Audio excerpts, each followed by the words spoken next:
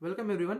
आज जो हम टॉपिक पे बात कर रहे हैं वो लेस एक्सप्लोर्ड है। लोग इसके बारे में कम जानते हैं। जस्ट सुना हुआ रहता है नाम कि रिसर्च होता है, रिसर्च करते हैं लोग, जिससे लोग साइंटिस्ट बनते हैं। लेकिन इस ये बहुत ज़्यादा एक क्रूशियल पार्ट होता है एकेडमिक्स का। और ऑफन हम इसको इग्नोर कर देते हैं और बाद में जाके हमको समझ में आता है कि कहाँ कब करना है, क्यों करना है। ठीक है, तो बेसिकली मैं इस वाले वीडियो में ये एक्सप्लेन करना चाहता हूँ कि हम रिसर्च क्यों करें, what are the basic steps, और why research, बेसिकली क्यों रिसर्च करना है, और बेसिक ओरिएंटेशन ऑफ रिसर्च क्या होता है। तो अगर आप नहीं जानते हो, मेरा नाम आदित्य मुखर्जी है। मैं एमबीबीएस परस्यू कर रहा हूँ फ्रॉम IPGMER कोलकाता। तो मैं खुद बहुत सारे रिसर्च के साथ इन्वॉल्व रहा हूँ और अभी भी हूँ। तो उसी उसी एक्सपीरियंस से मैं आपको जो भी नॉलेज देने वाला हूँ वही है। तो वाई रिसर्च, ये पहला क्वेश्चन आता है लोगों से मेरे पास कि वाई रिसर्च, रिसर्च क्यों करें। तो first is critical thinking, from enhancing और क्रिटिकल थिंकिंग। आप कुछ भी अगर करना चाहते हो आज लाइफ में, तो उसमें क्रिटिकल थिंकिंग इज अ बहुत इंटीग्रल पार्ट है। क्रिटिकल थिंकिंग, तो वो क्रिटिकल थिंकिंग को एनहांस करने के लिए is research is a important part. जैसे कि मैं एक एग्जांपल देता हूँ। एक साइंटिस्ट थे, एग्जैक्टली नाम याद नहीं आ रहा है, उन्होंने विटामिन B12 को सिंथेटिकली प्रोड्यूस किया था। ठीक है, अच्छा, विटामिन B12 में एक कोर रहता है कोबाल्ट का। ठीक है, तो उस सब कुछ बन गया था, ऑर्गेनिक स्ट्रक्चर बन गया था। बस वो कोबाल्ट का कोर को, उस कोबाल्ट को उसमें इंसर्ट नहीं किया जा रहा था। तो ऑल्दो स्टोरी थोड़ा अलग है, उनको बोला कि उन्होंने एक बहुत इनोवेटिव आइडिया निकाला था कि कोबाल्ट को कैसे वहां पे डाले। तो उन्होंने तो बोला था भगवान आके उनको सपने में बता के चले गए, और कुछ नहीं। मतलब वो अलग बात है। लेकिन ये जो सोचा है in this process of inserting the cobalt core into that vitamin, ये जो थिंकिंग प्रोसेस है, ऑफ कोर्स आपकी क्रिटिकल थिंकिंग को बढ़ाएगा। And that's not helpful in academics it only, it's helpful in every other prospect of life. आप किसी भी अगर सिर्फ एकेडमिक्स में तक जीवन सीमित नहीं है, in form of investment, in form of every other कोई भी पार्ट ऑफ द लाइफ है, उसमें आपकी क्रिटिकल थिंकिंग का हमेशा काम में आता है। तो दैट क्रिटिकल थिंकिंग आपका एनहांस होता है बाय रिसर्च। नेक्स्ट है new idea to serve the humans. कुछ भी, जैसे कि यही एग्जांपल दे रहा था विटामिन B12 का सिंथेटिक प्रोडक्शन, अगर उसने उन्होंने वो किया नहीं होगा तब, तो शायद से आज पर्निशियस एनीमिया से कितने लोग मर रहे होते। कितने लोगों का सिंपल विटामिन B12 डिफिशियंसी से आपका जो न्यूरो एपिलेप्टिक जो भी डिसऑर्डर्स होते हैं उसका बहुत सारे सिम्टम्स आते हैं। ठीक है, वो छोड़ दीजिए। लेकिन ये जो कितने लोग मर रहे होते, तो ये जो नया आइडिया है जो आपने रिसर्च से क्लियर आया होगा, वो रिसर्च, वो आइडिया, वो दैट में be very very useful to the human. शायद से आपका पहला रिसर्च वो आइडिया ना दे, दूसरा भी ना दे, थर्ड फोर्थ फिफ्थ 10th तक ना दे, 11th रिसर्च शायद से वो वाला एक आइडिया दे दे, जो कि आपका आपका एक ह्यूमंस को सर्व करने का एक आपकी लाइफ को एक पर्पस देता है first of all.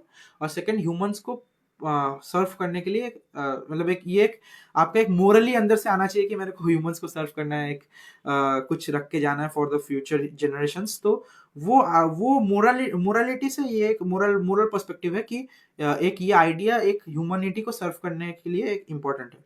Next is orientation of future. आपको पता नहीं होगा अभी से, लेकिन जैसे कि for MD you have to write a thesis paper and submit it to get the degree. तो अगर आपने रिसर्च पहले से करके रखा है, तो of course the MD thesis paper will be easy. Of course the PhD doing writing a PhD thesis paper, और जो बेसिक्स रिसर्च के होते हैं वो आपको पहले से नहीं पढ़ने होंगे। You will have a over edge over the other students for while doing MD, PhD और MSc ना। थीसिस पेपर लिखने में बहुत इजी रहेगा। और मानिए ना, मैं अगर आप कोर एकेडमिक्स में है, कभी ना कभी आपको एक रिसर्च पब्लिश करना ही है। तो वो पहले से, अगर आप अभी इस स्टेज से आप अगर MBBS स्टेज में या फिर क्लास 10th 11th 12th के स्टेजेस में आप अगर करेंगे, तो इन फ्यूचर आपको बहुत हेल्प होगा। Next is connections.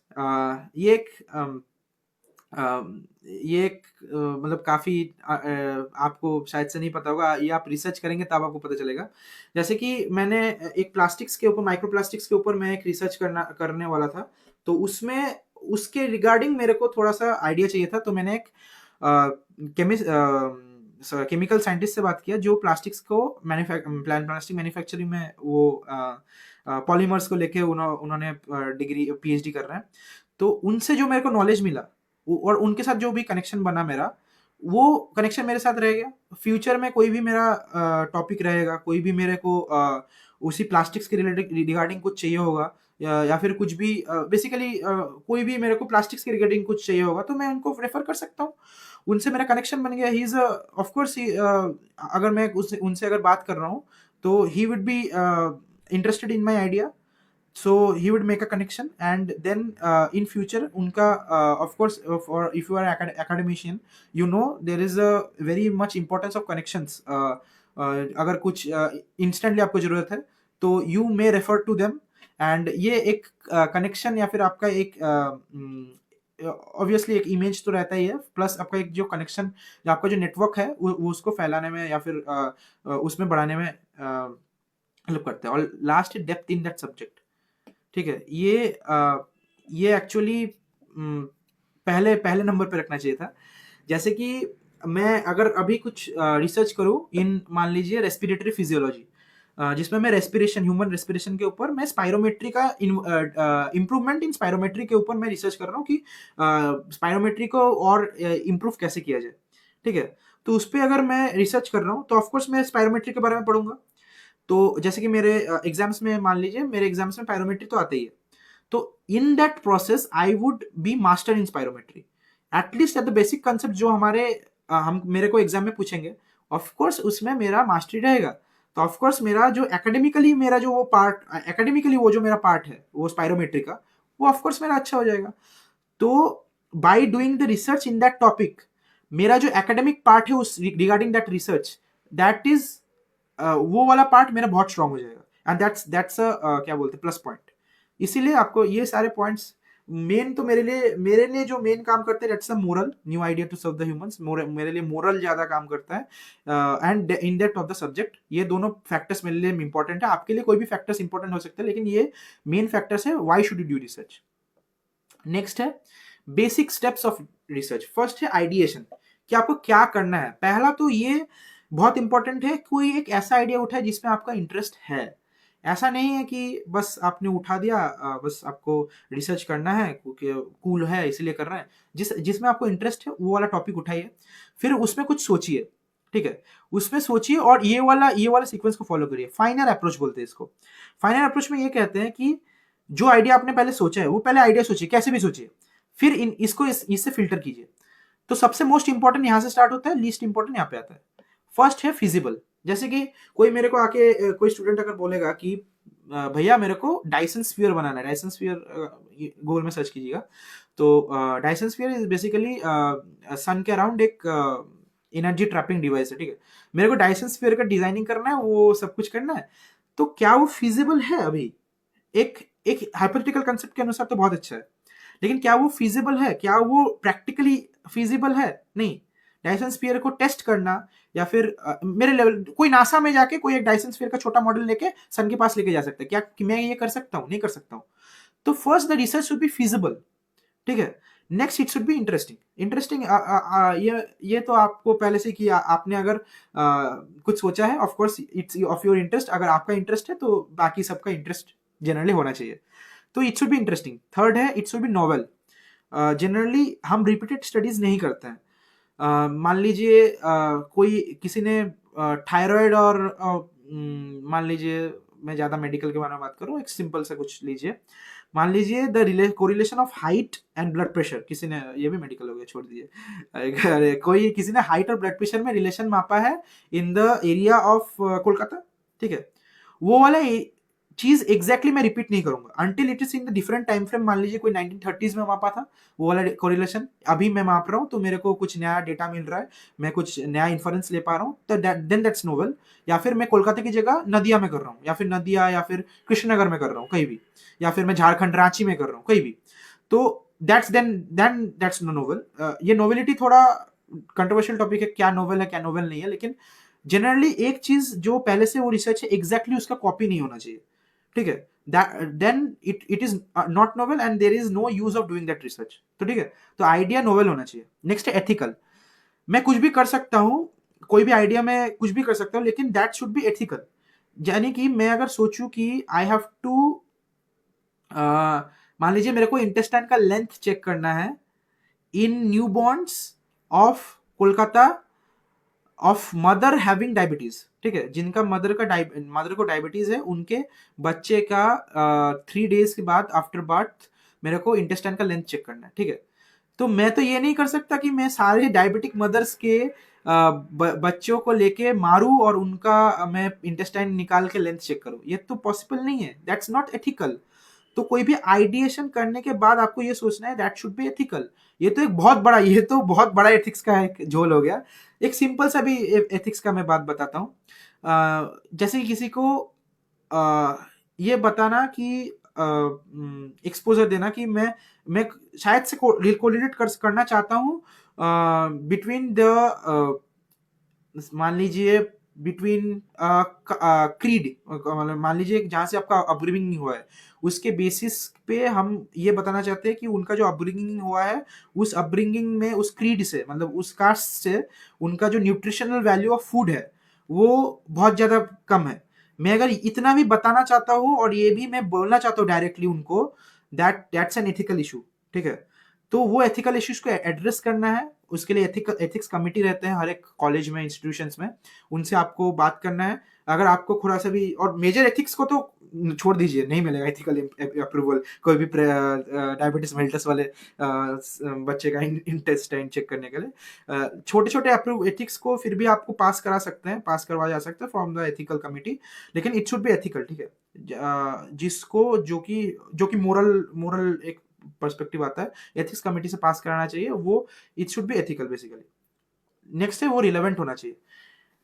इररिलेवेंट ज्यादा, ये लास्ट पॉइंट है, इररिलेवेंट रिसर्च कर सकता है, लेकिन अगर ना करे इट्स बेटर फॉर द, जैसे कि फिर वो वाला पॉइंट नहीं रहेगा कि there will be depth in the subject. अगर मान लीजिए कुछ भी करना, वैसे रिसर्च तो कुछ पे भी कर सकते हैं। मैं अगर करूँ कि floor colour correlation with feats,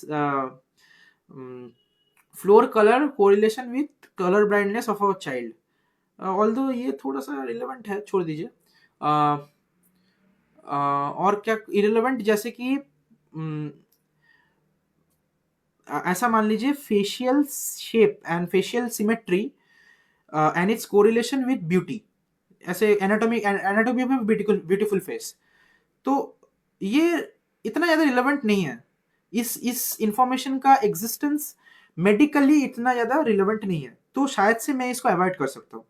तो ऐसे चीज़ों को जो ज़्यादा रेलेवेंट नहीं है उसको मैं अवॉइड कर सकता हूँ, भले ही आप करें उस रिसर्च में, कोई दिक्कत नहीं है, आप कर सकते हैं बाय योर इंटरेस्ट, बट वो थोड़ा सा कुछ aspects of purpose of research को थोड़ा सा घटा देता है, ठीक है। अभी पार्ट्स ऑफ रिसर्च कैसे करेंगे, पार्ट्स कैसे करेंगे। अगर फर्स्ट टाइम कर रहे हैं प्लीज टेक अ गाइड। आपको एक गाइड लेना है, जो भी आपको जिन्होंने पहले भी रिसर्च किया है उनको प्रिंसिपल इन्वेस्टिगेटर रखिए, उनसे काम करें, मतलब सॉरी उनसे गाइडेंस लीजिए, ठीक है। तो पार्ट्स जो ऑफ रिसर्च है, पहले आपको एक एथिकल अप्रूवल चाहिए किसी भी रिसर्च करने से पहले, किसी से कोई भी अगर आपका इंस्टीट्यूशन का एथिक्स कमेटी है उससे अप्रूवल लीजिए, या फिर कोई भी आपका सीनियर है, जैसे कि स्कूल में एथिक्स कमेटी नहीं रहता, प्रिंसिपल से अप्रूवल लीजिए, या लीजिए प्रॉपरली लीजिए रिसर्च करने से पहले, भले ही आपको वो लगे कि एथिकली बहुत करेक्ट है, बहुत सही है, उसमें कोई एथिक्स का दिक्कत नहीं है, फिर भी आपको एक एथिकल अप्रूवल चाहिए। नेक्स्ट एक हाइपोथेसिस, आपको क्या लगता है इस रिसर्च का आउटकम क्या होगा, ये मैं रिसर्च कर रहा हूँ, इसका आउटकम क्या होगा, ये है हाइपोथेसिस। मैं कैसे करूंगा, वो रिसर्च का आउटकम क्या आएगा, ये है हाइपोथेसिस। मतलब रिसर्च करने से पहले मैं उसका ट्रेजेक्टरी को प्रेडिक्ट करना है, हाइपोथेसिस। नेक्स्ट है रिसर्च का प्रोसीड्यूर करना, मैंने जैसे हाइपोथेसिस में सोचा था वैसे मैं करूंगा, वो है हाइपोथेसिस। जैसे कि मैंने अगर सोचा था विटामिन B12 में मैं कोऑर्डिनेशन केमिस्ट्री में कोबाल्ट को इंसर्ट करना है, तो मैं उसका एक कैरियर लेके जाऊंगा, कोई एक कैरियर लेके उसको उस पर जस्ट ड्रॉप कर दूंगा। तो ये जो हाइपोथेसिस सोचा था वो वाला मेरे को प्रैक्टिकली परफॉर्म करना है, वो है प्रोसीड्यूर। फिर डेटा कलेक्शन में मान लीजिए वो जो विटामिन B12 है उसमें कितना percent of the organic compound got inserted by cobalt, that is the part of data collection. फिर आता है डेटा इंटरप्रिटेशन, कि जो मेरे को डेटा मिला उससे मैं क्या इंटरप्रेट कर रहा हूँ। बहुत सारी रिसर्च में data interpretation is not a big thing, लेकिन जनरली रहता है, statistics is a very great part of the research. और मैं बोलूंगा अगर कोई एमबीबीएस में रिसर्च कर रहा है या फिर कभी पहले रिसर्च कर रहा है तो बायोस्टैटिस्टिक्स या फिर स्टैटिस्टिकल कुछ mean, at least mean variance, mode, median, ये सब पढ़ लेना चाहिए, ठीक है। सैंपल साइज कैसे डिटरमाइन करते हैं, ये वाला फैक्टर, ये सब आपको पढ़ लेना चाहिए पहले से। तो data interpretation, data collection, data interpretation हो गया, और लास्ट में कंक्लूजन देके उसको पब्लिश करते हैं हम। ये एक सिंपल सिनॉप्सिस, ठीक है, ये सिंपल सिनॉप्सिस है, एब्स्ट्रैक्ट है कि कैसे हम एक रिसर्च को बनाते हैं, ठीक है। तो ये पार्ट्स है, और ये रिसर्च रिसर्च करने का चीज़ है, एवर लर्निंग, आप धीरे धीरे सीखते हैं। फर्स्ट रिसर्च में थोड़ा सीखते हैं, सेकंड रिसर्च में सीखते हैं, उसमें मास्टरी कभी नहीं आता। ये जो आपका जो प्रिंसिपल जो इन्वेस्टिगेटर गाइड है, वो आपको हमेशा धीरे धीरे गाइड करते रहते हैं, धीरे धीरे आप नए चीज़ें सीखते हैं, आप फिर इन फ्यूचर गाइड बनेंगे, आप वो चीज़ों को स्टूडेंट्स को सिखाएंगे। तो ये it is a ever evolving process, and it's a very interesting process, very intriguing process. इसीलिए अगर आप सच में एकेडमिक्स में इंटरेस्ट रखते हैं तो प्लीज डू रिसर्च। ये रिसर्च एक इंटीग्रल पार्ट है, आपको इंटरेस्ट आएगा, and that the reasons of doing a research. और स्पेसिफिकली अगर आप एमबीबीएस में हैं, you have a great opportunity of being expose to humans. Humans का डेटा आपके पास, ह्यूमंस आपके पास आते हैं, और वहाँ से data collection is very easy, first of all. और सेकंड, एक डायरेक्टली आप ह्यूमंस के ऊपर रिसर्च कर सकते हैं, जो कि दूसरे फील्ड में आप नहीं कर सकते हैं। ऑल्दो इट्स रॉन्ग टू से इट डायरेक्टली, बट आप जो रिसर्च कर सकते हैं वो वाला अपॉर्चुनिटी आप और कोई फील्ड में नहीं है। तो please use that opportunity, please use your position as a doctor for doing research, obviously for the betterment of the society, ताकि आप कुछ अच्छा कर पाए। और for the students of class 10th 11th 12th, आप ये करिए ताकि आपका एक ओरिएंटेशन हो पाए। Obviously it's interesting. जो ऑर्गेनाइजेशन है मैं बताना चाहता हूँ, one is DST, this is department of science and technology. Next is national children science congress, this are for class 11th and 12th। यहाँ पे आप, national children science congress is a very great opportunity to showcase your research, how you have done the proper procedures, the proper methodologies will be evaluated. So you should participate in this, so that the creative part of your mind is at least ignited, so that in future when you do other research, there is at least you have some orientation about the research, ताकि आप कभी फंस ना जाए future में जाके कि मेरे को रिसर्च करना है, 3 महीने में करना है, मेरे को थीसिस कंप्लीट करना है, मेरे को कुछ रिसर्च का आर भी नहीं पता है। पहला तो वो चीज़, दूसरा ये इंट्रीगिंग है, और तीसरा है ये आपकी क्रिटिकल थिंकिंग को बहुत एनहांस करता है, आप कुछ नया सीखते हैं हमेशा, और कनेक्शंस बनाते हैं, इसीलिए आपको करना है। और दूसरा, एमबीबीएस स्टूडेंट्स के लिए मैं रिकमेंड करता हूँ आईसीएमआर, और बहुत सारे आप अगर ढूंढेंगे, टीआईएफआर कितना प्रोजेक्ट्स को फाइंड करते हैं, मतलब Tata institute of fundamental research. तो बहुत सारे ऐसे इंस्टीट्यूट्स हैं जहाँ पे आप रिसर्च कर सकते हैं, और जहाँ से आपको फंड्स मिलता है। अगर कोई ऐसा है, मतलब कोई अगर कुछ ऐसा सोचे हैं जिसका सब कुछ फिजिबल है, लेकिन उसके लिए कुछ फंड्स चाहिए, मान लीजिए बेसिक फंड्स चाहिए 1 लाख रुपीज, और शायद से आप क्लास 10th 11th 12th में या फिर एमबीबीएस कर रहे हैं, और आपके लिए वो 1 लाख रुपीज अभी आप खुद से नहीं देना चाहते हैं, ठीक है। तो that in that case there are research funds, और ऑफकोर्स अगर आप एमबीबीएस स्टूडेंट है, वहाँ पे आपको एक अपर एज मिलता है, ठीक है। तो use that, do research, at the end of your idea you have serve the humanity, you have become a scientist, you have serve the humanity. कुछ भी चीज़ जो आपने आगे बढ़ाया आपने, कोई भी चीज़, be it is as simple as telling that using holding the pen like this uses more energy than holding the pen like this. Even that, this is a very simple thing. Maybe 2-3 लोगों, मतलब 2-3% people will read your article, and maybe 0.0001% will adapt your response, but you have contributed something to the society. Your idea has served humanity in some way, ठीक है। that's very important. Today it may be served only 10 people, it may be serving only 2 people, but in the long run, you might get an idea that started because you did the first project that served only 2 people. That idea will be groundbreaking, and then you will be of course happy, of course basically जो research करना चाहते हैं वो research करके खुशी मिलता है, of course, and that is you become a scientist, your idea had served the humanity, and there is a permanent impression. अगर आप फिलोसॉफिकली सोचेंगे तो there is permanent impression of your existent on the human society. अगर कुछ बहुत अच्छा करके जाएंगे, जैसे कि थ्योरी ऑफ रिलेटिविटी अगर आप देखे रहे हैं, तो अल्बर्ट आइंस्टाइन के लिए ही इज इमॉर्टल। वो हमारे बीच में अभी भी है, अभी भी हमको बताते रहते हैं कि अरे speed of light is the fastest, space time curvature क्या होता है मेरे को नहीं पता है उतना ज़्यादा, मैं फिजिक्स में 12th तक ही पढ़ा है मैंने, थ्योरी ऑफ रिलेटिविटी बहुत डीप है, ठीक है। तो वो जो परमानेंट इंप्रेशन है that you leave through research, तो प्लीज डू इट, ताकि क्रिटिकल थिंकिंग तो of course it's a main thing and you create a impression. यही है basic steps, why should you do research, और प्लस प्लीज रिसर्च करना start कर दीजिए, बाकी सब आपको आ जाएगा। थैंक यू भाई, यही है।